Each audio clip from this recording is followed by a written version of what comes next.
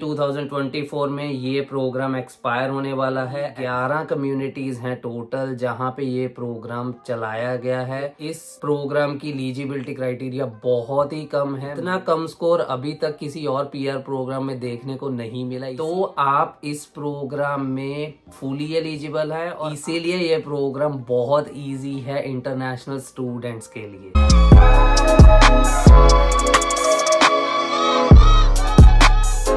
Hello everyone, welcome to our channel Indian vloggers. मेरा नाम है जतिन। आज मैं अकेला ही आया हूँ इस वीडियो में क्योंकि निकिता की तबीयत ठीक नहीं है। तो मुझे काफी लोगों की रिक्वेस्ट आई थी इंस्टा पे भी और यूट्यूब पे भी कि आप पीआर प्रोग्राम्स के ऊपर वीडियो बना दीजिए। तो आज मैं वही वीडियो लेके आया हूँ आप सब लोगों के लिए। तो आज की इस वीडियो में मैं बात करने वाला हूँ एक ऐसे खास पीआर प्रोग्राम के बारे में जिस प्रोग्राम के अंदर आपको बहुत ही मिनिमम रिक्वायरमेंट्स फुलफिल करने की जरूरत है। चाहे वो आईएलटीएस स्कोर की बात कर ली जाए या फिर आपके फंड्स की बात कर ली जाए या फिर आपकी एजुकेशन रिक्वायरमेंट्स की ही बात क्यों ना की जाए। तो ये पीआर प्रोग्राम 2024 में खत्म होने वाला है, इसलिए इस वीडियो को आप बिल्कुल मिस ना करें और इस वीडियो को लास्ट तक जरूर देखिएगा क्योंकि आज की इस वीडियो में आपको ये पता चलेगा कि इस पीआर प्रोग्राम के अंदर अप्लाई कैसे करना है, कहाँ पे आपको जॉब्स ढूंढनी है, इसकी एलिजिबिलिटी क्राइटेरिया क्या होगा और आपको कितनी कॉस्ट पड़ेगी इस पीआर प्रोग्राम के अंदर, और आपको जॉब्स कैसे अप्लाई करनी है अगर आप आउटसाइड कनाडा भी बैठे हैं। तो सबसे पहले बात करते हैं इस पीआर प्रोग्राम का नाम क्या है। तो जैसे कि आप लोगों ने टाइटल से अंदाजा लगा लिया होगा, तो मैं आरएनआईपी की बात करने वाला हूँ। आरएनआईपी की फुल फॉर्म है rural northern immigration pilot program. Pilot का सिंपली मीनिंग पहले भी मैंने आपको वीडियोस में बताया है कि ये प्रोग्राम टेम्परेरीली ही आते हैं कुछ टाइम के लिए। जैसे कि ये प्रोग्राम आया था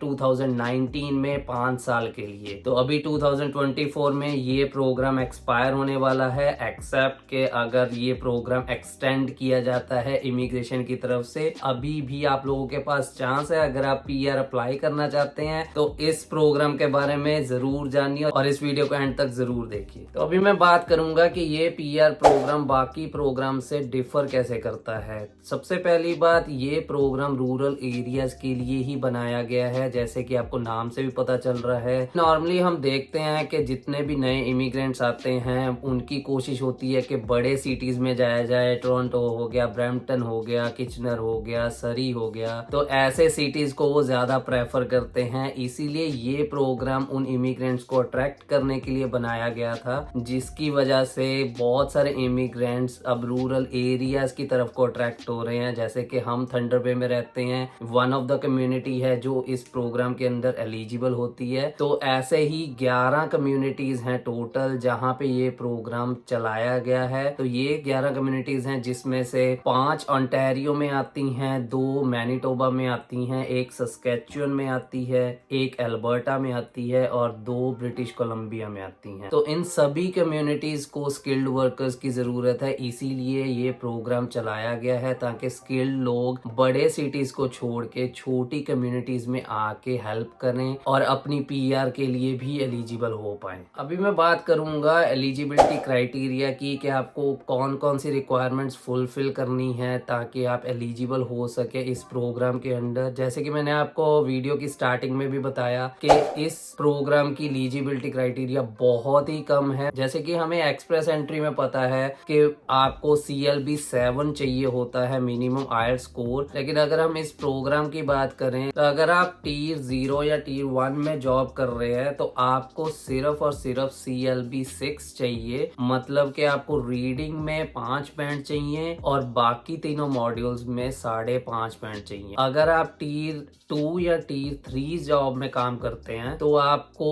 CLB 5 स्कोर चाहिए। मतलब है आपको रीडिंग में 4 बैंड चाहिए और बाकी तीनों मॉड्यूल में 5 बैंड चाहिए। इतना कम स्कोर अभी तक किसी और पीआर प्रोग्राम में देखने को नहीं मिला, इसीलिए ये प्रोग्राम बहुत इजी है। बहुत सारे लोग इसमें एलिजिबल हो जाते हैं, लेकिन बहुत सारे लोगों को पता नहीं है इस प्रोग्राम के बारे में। दूसरा एलिजिबिलिटी क्राइटेरिया आ जाता है सेटलमेंट फंड्स का। अगर आप इनसाइड कनाडा में ही इस प्रोग्राम में अप्लाई कर रहे हैं तो बहुत अच्छी बात है कि इसमें आपको कोई भी फंड्स शो करने की जरूरत नहीं है। लेकिन अगर आप आउटसाइड कनाडा बैठे इस प्रोग्राम में अप्लाई करना चाहते हैं तो आपको एक बंदे के लिए $2,290 $2,000 का फंड शो करना होगा, और अगर 2 लोगों के लिए आप अप्लाई कर रहे हैं तो आपको $2,851 शो करने होंगे। तो ये मिनिमम रिक्वायरमेंट है सेटलमेंट फंड्स की, अगर आप आउटसाइड कनाडा बैठे अप्लाई करना चाहते हैं। तीसरी रिक्वायरमेंट की बात कर लेते हैं, वो है वर्क एक्सपीरियंस, जिसमें बहुत सारे लोगों को डाउट रहता है और मैक्सिमम क्वेश्चंस इसी के ऊपर आते हैं हमारे पास। तो वर्क एक्सपीरियंस की बात करी जाए तो आपको 1 साल का फुल टाइम वर्क एक्सपीरियंस बनाना है। अब फुल टाइम वर्क एक्सपीरियंस का मतलब ये नहीं है कि आपको फुल टाइम ही काम करना है तभी आप एलिजिबल होंगे। अगर आप part time plus full time work भी आपने करा है तो वो मिला के भी आपके 1560 घंटे बनने चाहिए, लेकिन वो 3 साल के अंदर आपके इतने घंटे बनने चाहिए। दूसरा डाउट जो लोगों को होता है वो है कि अगर हम मल्टीपल जॉब्स करते हैं तो क्या हमारा एक्सपीरियंस काउंट होगा? जी हाँ, आपका एक्सपीरियंस काउंट होगा। मेक श्योर कि वो 1 साल का एक्सपीरियंस बनता हो, मतलब आपके 1560 घंटे बनते हो। अब अगर वर्क एक्सपीरियंस की बात कर ही रहे हैं तो मैं इंटरनेशनल स्टूडेंट्स का एक डाउट क्लियर करना चाहूंगा कि अगर आपने वो 11 कम्युनिटीज जहाँ पे ये प्रोग्राम चलता है वहां पे आपने स्टडी करी है मिनिमम 2 इयर्स की, 1+1 प्रोग्राम इसमें कंसीडर नहीं होता है, तो वो चीज का ख्याल रखिएगा। लेकिन अगर आपने 2 साल की स्टडी करी है इन कम्युनिटीज के अंदर तो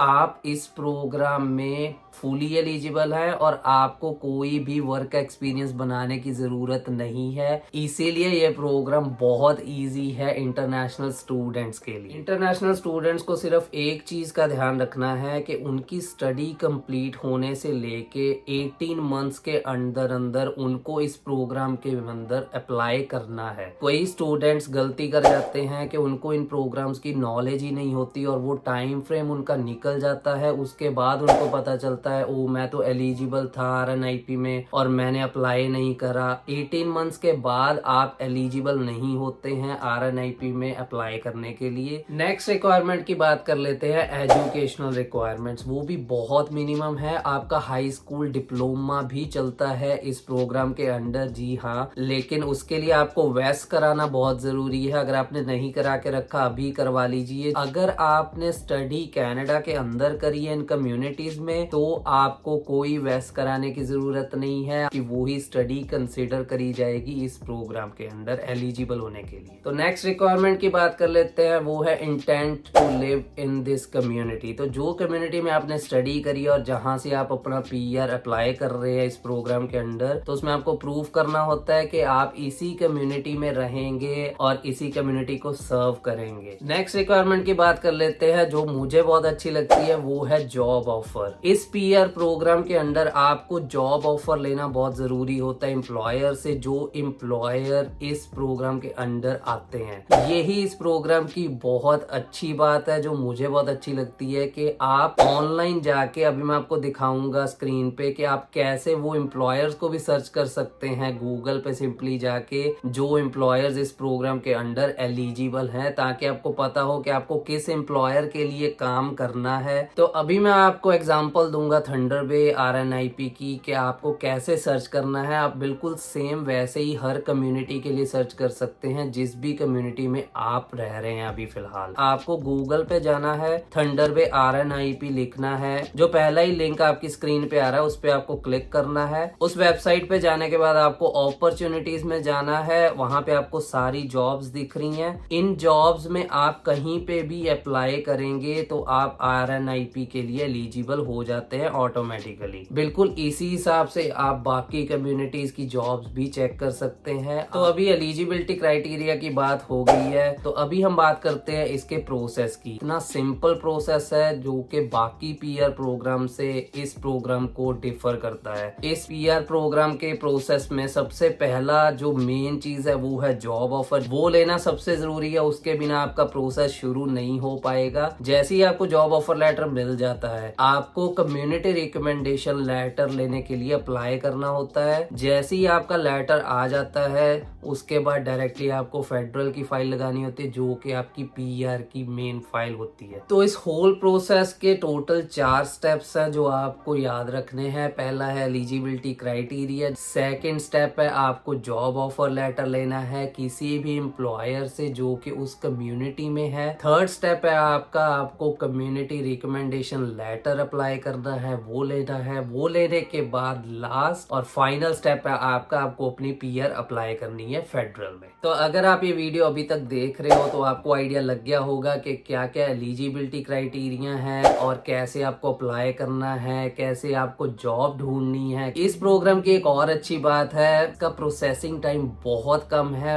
as compare to other PR programs. इस पीआर प्रोग्राम का जो प्रोसेसिंग टाइम है वो 12 मंथ्स टू 18 मंथ्स है और उससे भी कम ही लगता है। ऑलमोस्ट 6-7 मंथ्स में पूरा प्रोसेस कवर हो जाता है अगर आपके डॉक्यूमेंट्स टाइमली रेडी हैं। तो अभी लास्ट में मैं ये की बात बोलना चाहूंगा जो कि बहुत इंपॉर्टेंट पॉइंट है कि ये प्रोग्राम फेब 2024 में एक्सपायर होने वाला है एज ऑफ नाउ। तो आपको अपने कम्युनिटी रिकमेंडेशन लेटर्स उस डेट से पहले चाहिए। तो अपने डॉक्यूमेंट्स रेडी कर लीजिए क्योंकि इसके ड्रॉज आने वाले अगले 2 महीनों में। होप करता हूं कि जिन लोगों को आरएनआईपी की कोई नॉलेज नहीं थी उनको इस वीडियो से हेल्प मिली होगी, या जिनको नॉलेज थी और उनको कुछ डाउट्स थे तो उनके डाउट क्लियर हुए होंगे। अगर आपको अभी भी कोई भी डाउट है इस प्रोग्राम के रिगार्डिंग या कनाडा आने के रिगार्डिंग, या अगर आप कनाडा में भी है और किसी चीज में आपको कोई डाउट चल रहा है तो आप डेफिनेटली हमें कमेंट करके बता सकते हैं और हम ट्राई करते हैं कि हम